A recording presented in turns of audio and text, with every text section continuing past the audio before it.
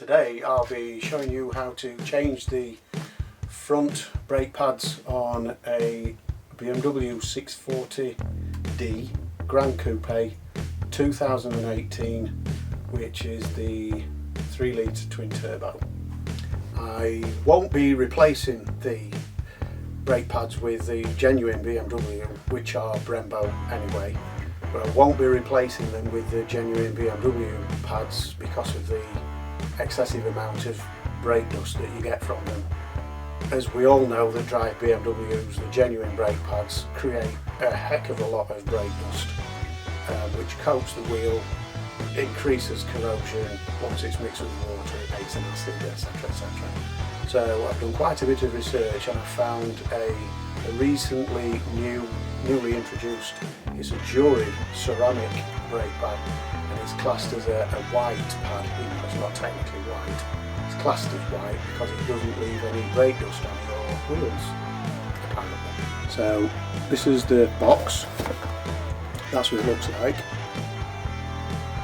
It's quite a nice box, and for my model that's the number that you need. So it is 573292JC. The C indicates ceramic. The normal J is a standard brake pad. With the C on it, that indicates that it's the ceramic pad. What you will need in order to do this, obviously you'll need a jack, you'll need axle stands, you'll need a 19mm wrench or a wrench bar, a tyre lever to get your nuts off. You'll obviously need your wheel locking nut adapter to get that off, a 9mm hexagon driver, a small and a large slotted screwdriver. I advise probably some copper slip, a wire brush. I use a brass one because it's less coarse. You'll also need a replacement brake sensor wire. As with everything BMW, if you try and do this without getting a new wire, it just cuts your warning down because it remembers it. So you need to get a replacement sensor wire. At the end of the video I'll be showing you how to do a brake reset on the dashboard. Total time taken to do this, either side is probably, if you don't stop and you just crack on with it, it'll probably take you half an hour a side.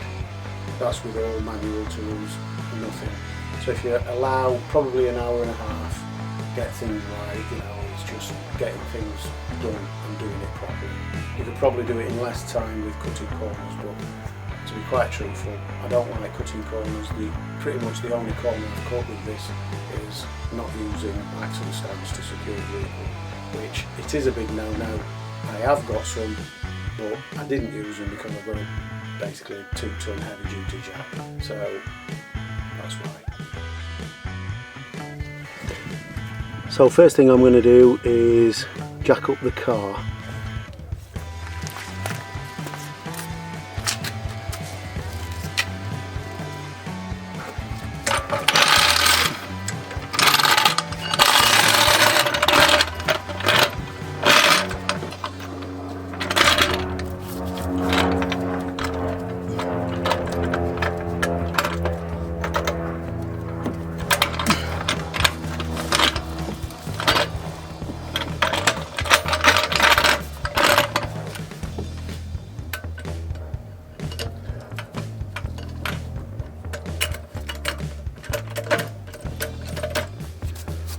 Always a little bit awkward because of the height of the car. I'm going to give that a couple of pumps, and then the next thing you're going to need is your locking wheel nut, or unlocking in this case. Just going to crack that off. Not going to undo it, just going to leave it there. I'm just going to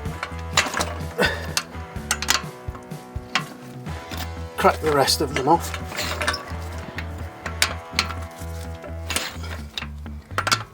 so that when I lift the wheel up, it'll be easily done. So jack it up so that the wheel is just off the ground. It's just off now. So with the wheel off the ground, I'm going to proceed to take the wheel off.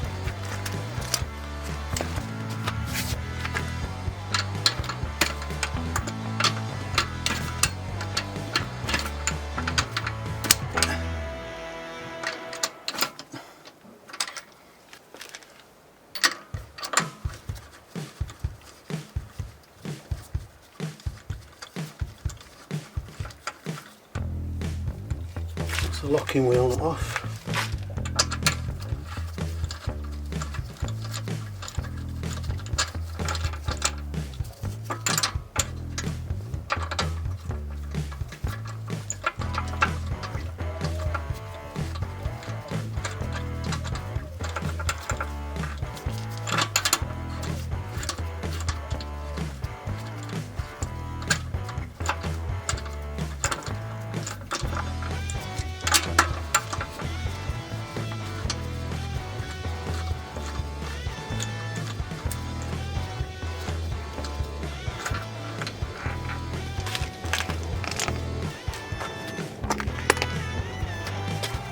Now I'm going to tap the wheel off,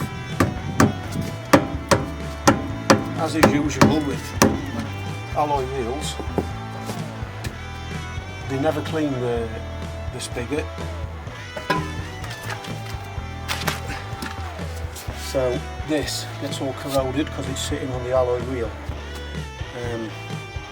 But generally they don't clean it, which obviously I do. So a quick brush.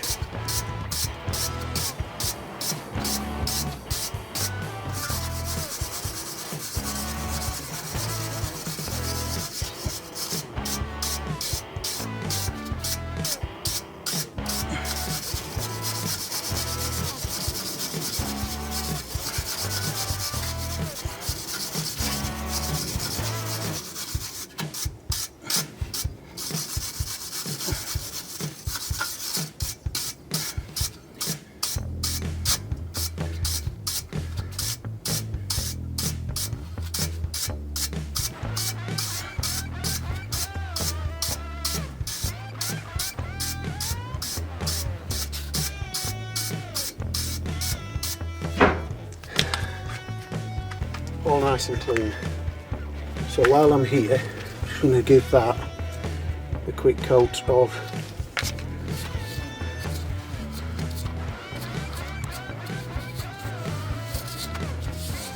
copper slip.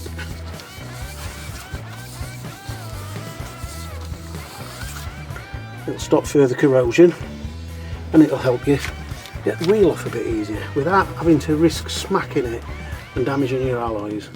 So for the next step, you're going to need a 9mm Allen key bit, or an Allen key, it'll probably do it, but I'm using a bit because it's easier to get in. There's a little bit of restricted area in the back of there.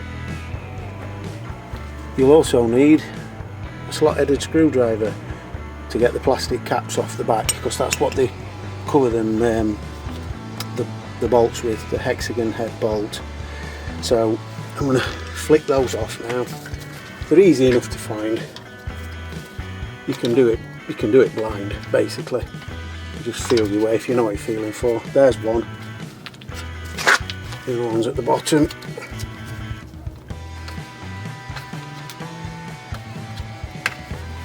There's the other one. What it allows you to do is split the caliper in half and you get access to your brake pads.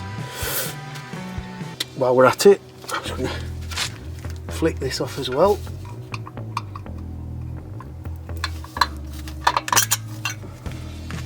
That's a little clip, stop everything coming loose, bit of a fail safe.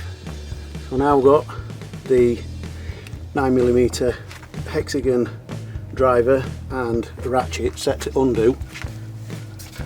Don't get it the wrong way around.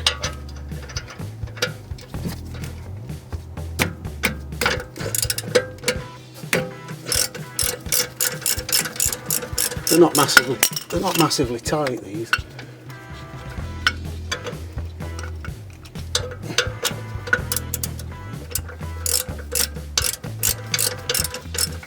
It's a little bit awkward to get access.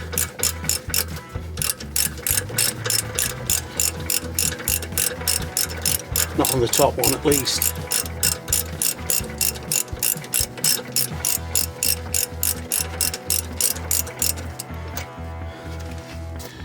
That's that one done. Normally I'd use axle stands for this, but I've got a 2-ton jack, so where it is. Bottom one's a bit easier, as you can see.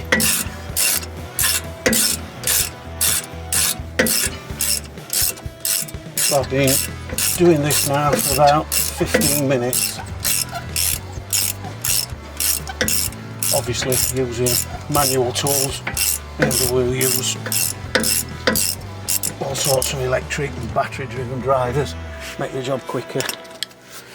Okay, put screwdriver in between the pad and the disc.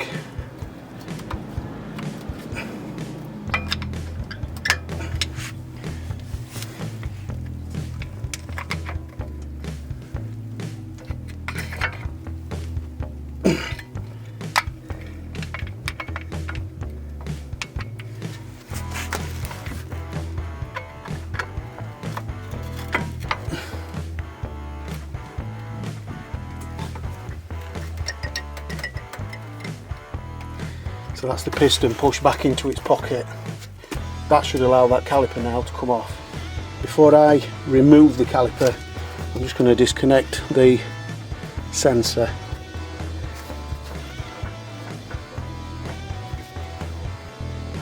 Well, I'm going to try.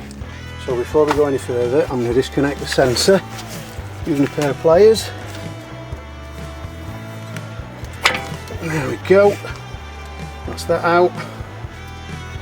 Those have got to be renewed at every brake pad change, because there's a chip in them that retains the memory of the mileage and it'll just flag up. So what I'm going to do, I'm going to unclip the pad sensor.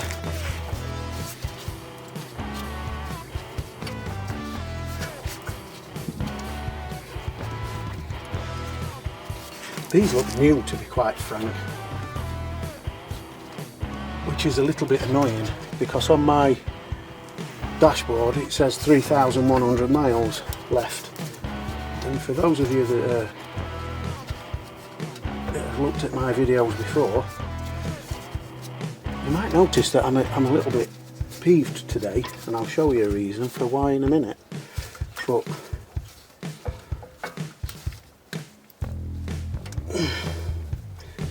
I can't seem to get this one off. That's that part off. Camera's mounted at a really weird angle, but it's right up in the top. Unclip, take the connector out, and then there's a little clip at the side, pull that and it's done. That's out. Okay, so that's the old sender wire off. That's the one that I got from Bosch earlier. I'll be replacing with that. So in a direct comparison, the Bosch one is fractionally longer than the standard one. So put it back into position, put it back into the connector box.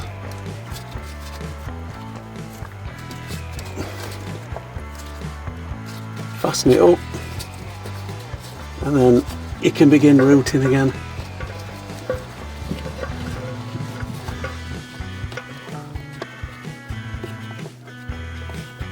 So round that clip,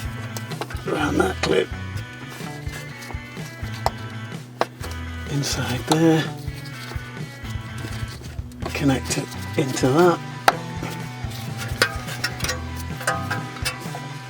round to here, round to here, connect that in there, remembering not to trap your gloves. So I'm going to leave the ABS wire in position, because that's already in, and to be honest the ABS wire isn't going to change as much as the brake wire, so I'm just going to put that in place, make sure there's enough room.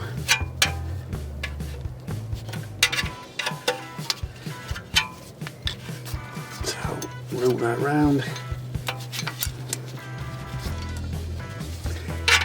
slide it into the holder, round the rubber, into that holder, making sure it's in.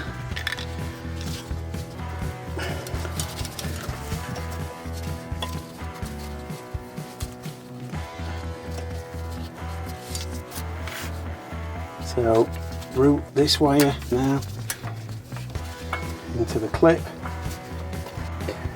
So as you're probably aware, the caliper is quite loose.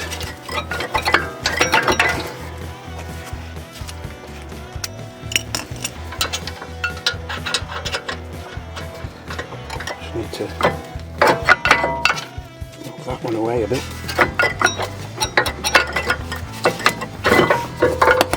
There we go.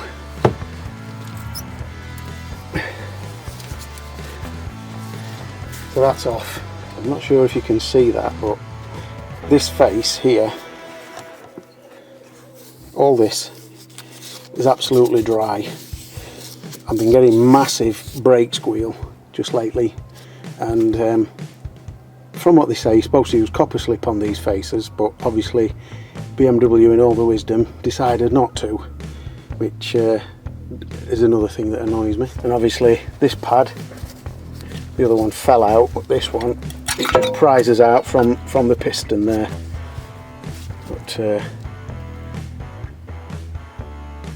yeah, according to BMW, there's no lining left on that, and we're desperate for new pads. Yeah, okay. So these ones on the left are the ones that I've just took out. That on my dashboard says 3,100 mile. To be fair, looking at them now on this side, these are more worn than the driver's side. I drive a UK car, so I also drive on the right hand side of the car, and these are a lot more worn than the new ones. So initially when I did the other side, which I've already done, I'll show you a comparison actually, but there's virtually no difference. Okay, so these two are actually off the driver's side, which,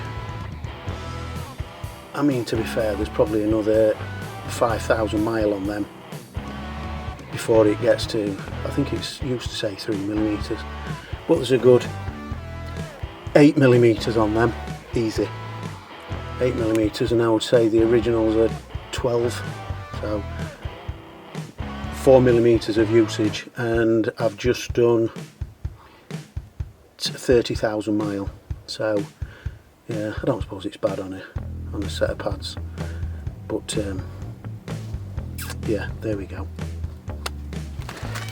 So before I go any further, I'm going to put copper slip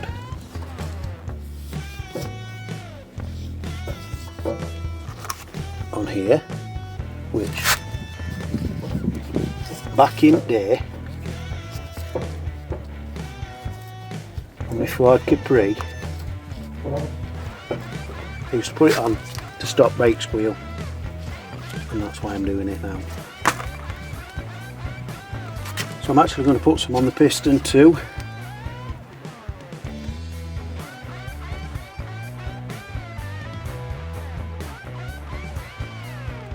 to assist. I'm going to put some on these as well, just a bit on those, just to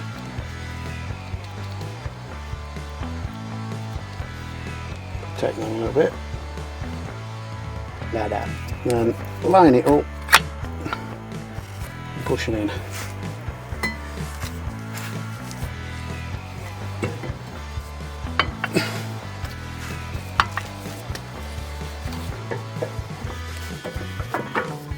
And if you've done it right, slide it back into position.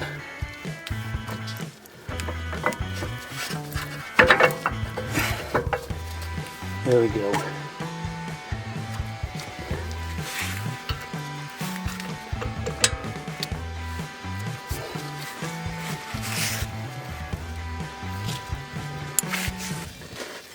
And then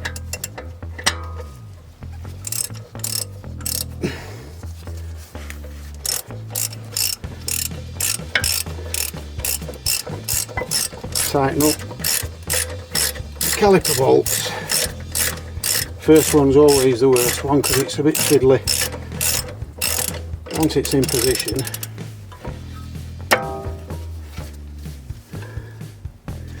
it should hold it.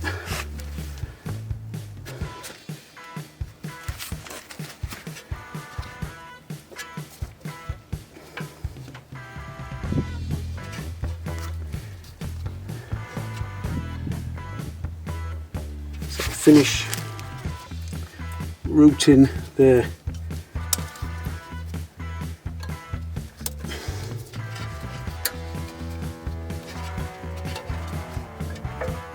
clip, sorry, the wire. Finish routing that, make sure it's right. No point it being wrong.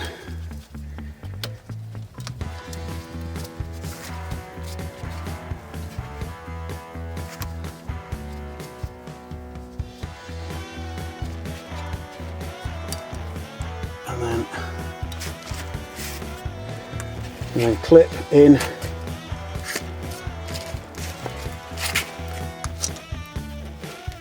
the sensor.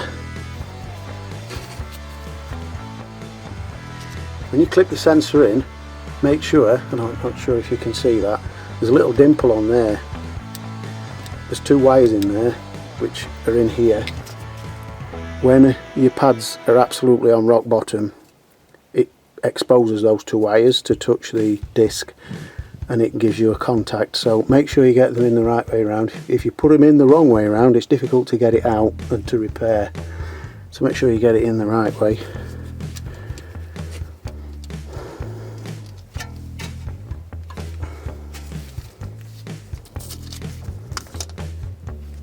So there's like a little slot. When you get it in, there we go. It clips onto part of the metal and clips onto the disc as well. Sorry, onto the pad. Get it in wrong, you can't see it. You'll know if it's in position because it'll just clip, and it clips in quite firmly, so you'll know when it's in position. Once that's done,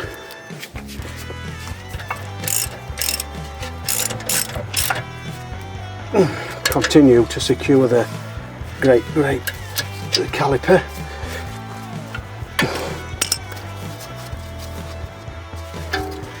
Where's the bottom one? I lost it. There we go.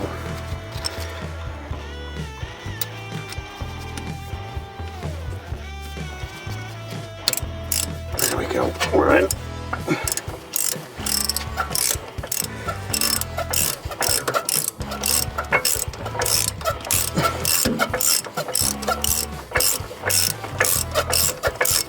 I'm not actually sure if that's in position and tightening up. It doesn't look like it, does it?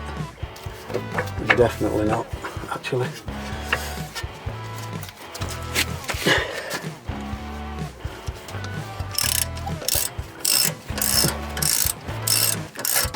That's got it. You can feel it stop wiggling.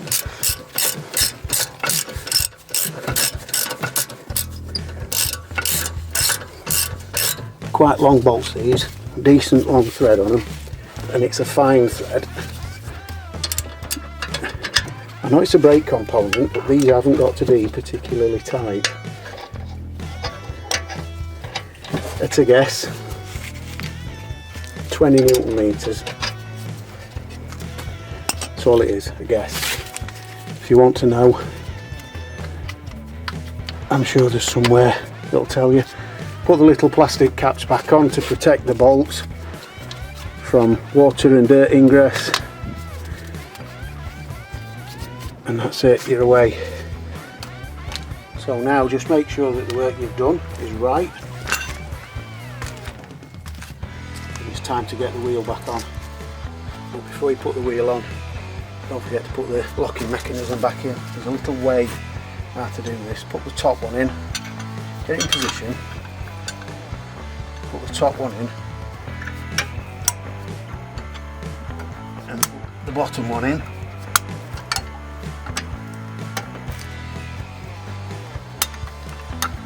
This one's slightly different to the other side.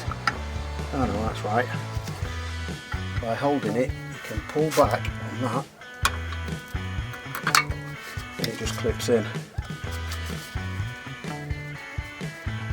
There we go, that's all back in position. We're all solid, everything's out of the way. Wheel back on. Before I put the wheel back on, I'm just going to give that a quick brush round.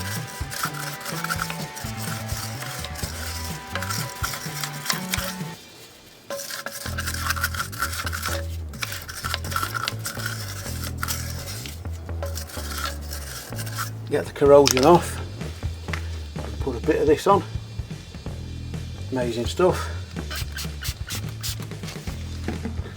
Give it a wipe round, get the corrosion out.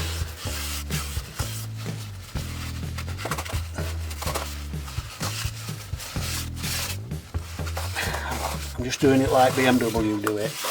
Yeah, right. We all know that they don't. So by using WD-40, it's actually going to trap the 40 inside, and I'm actually going to put some copper slip on the inside, so the next time I take the wheel off I ain't got to smack it with the hammer. Not rocket science, is it? So back to putting the wheel on.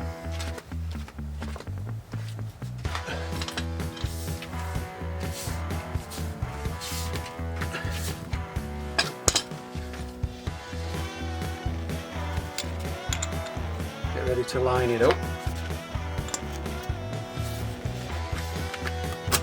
Okay, in position. One of the reasons why I just lift the wheel off the ground, so when you come to putting it back on, makes it that little bit easier. Try and line one of the bolts up in the first instance, and then lift the wheel. These are 20-inch wheels, so it is quite difficult to lift it.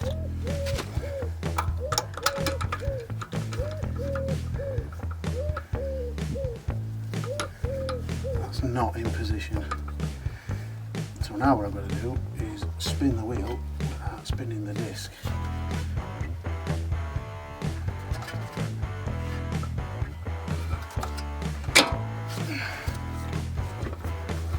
I'm just using my knee, I'm trying.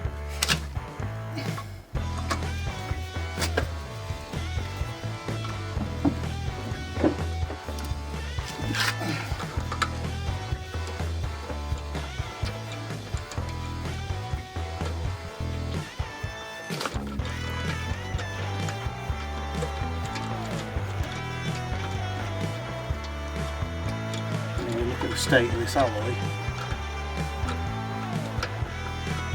I'll give you a little explanation at the end of the video.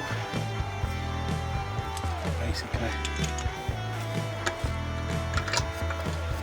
share some information with you. So we're just going round, hand tightening.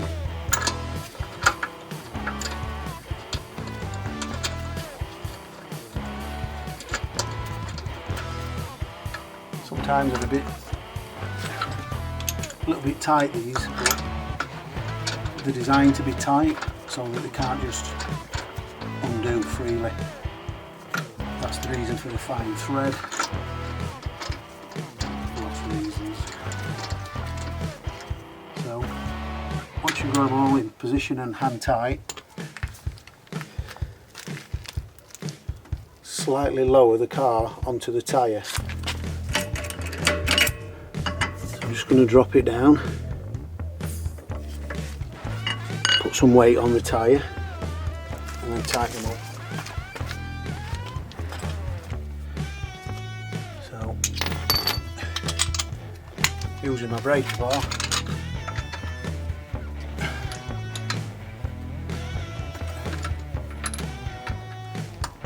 I'll start with my locking nut.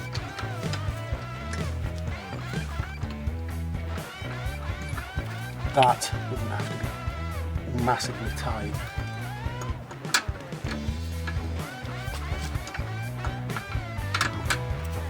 As near as a cross pattern as you can do with a 5 stud.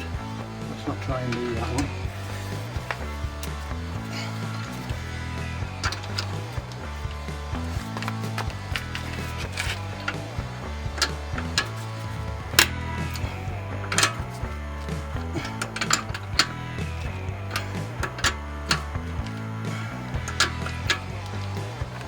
Okay, that's that. Check the locker. A slight nip on that.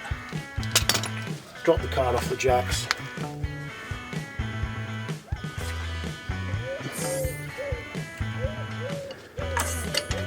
That's complete.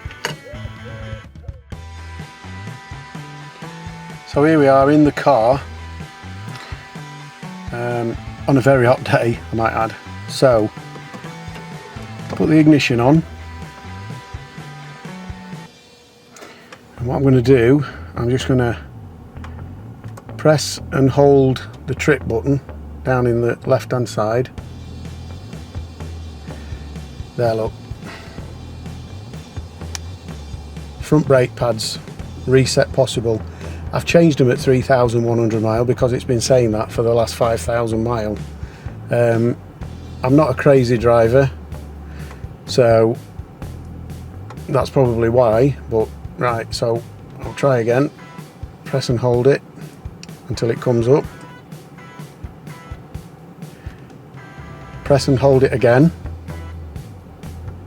Perform reset and press and hold it again. Reset in progress. You can now let go of the button. Reset successful. 37,000 miles on it. That's that done. So I've got to do my rear brake pads, which I'll do later. So that's the end of the video. I just want to thank you for watching. If you like what you've seen, please give us a thumbs up and hopefully subscribe to my channel. I know there's a lot of things on there, but when I do upload work that I'm doing on my car, then if you search for my channel and if there's any updates, then they'll be there for the bike or the car or even just my normal walks. Thanks for watching. Bye.